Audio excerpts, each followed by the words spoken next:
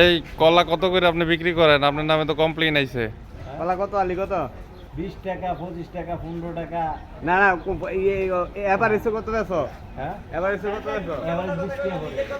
সব টাকা দিয়ে হ্যাঁ দরটা আছে ম্যাজিস্ট্রেট দলে কি হয়েছে? 20 দলে কি হয়েছে? তুমি রোজার আগে কত বেছো কলা? হ্যাঁ রোজার আগে কত বেছো?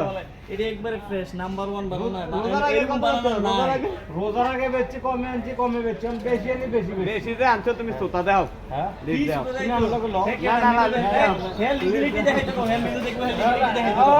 হ্যাঁ লিগেলিটি দেখাইতে কো। হ্যাঁ লিগেলিটি দেখাইতে কো। লিগেলিটি দেখাও তুমি পারমিশন নিয়েছো। অঞ্চল ভাই কি দেখুন সবচেয়ে ভালো কলা এটা?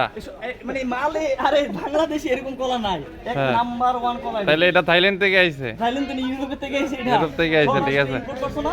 সবাই ইউরোপ থেকে আইছে, এই কলাটা বর্ষা বাজার পাওয়া যায়। ইউরোপ থেকে কলা আইছে ডাইরেক্ট।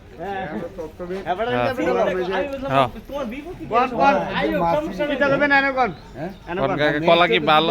হ্যাঁ এই লোকের সামনে আমরা এই লোকে কোনো সময় মাল সাবানা ঘোরা দিয়ে রায় না, পরিষ্কার রায় না, ঝাড়ু দিয়ে রায় না। এটা তো খোসা আছে না, এটা তো খোসা আছে মানুষের ভাই। এগুলো বাবা, দিয়ে ওই খায়, দিয়ে লাগবো। এগুলো দিয়ে মাছি মশাই ডিম পেড়ে রাখছে। তো এটা যুক্তিসঙ্গত কথা।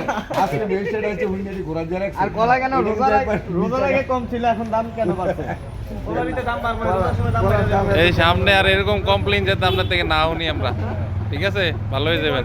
উঠতে তোমার ভিডিও করতো না।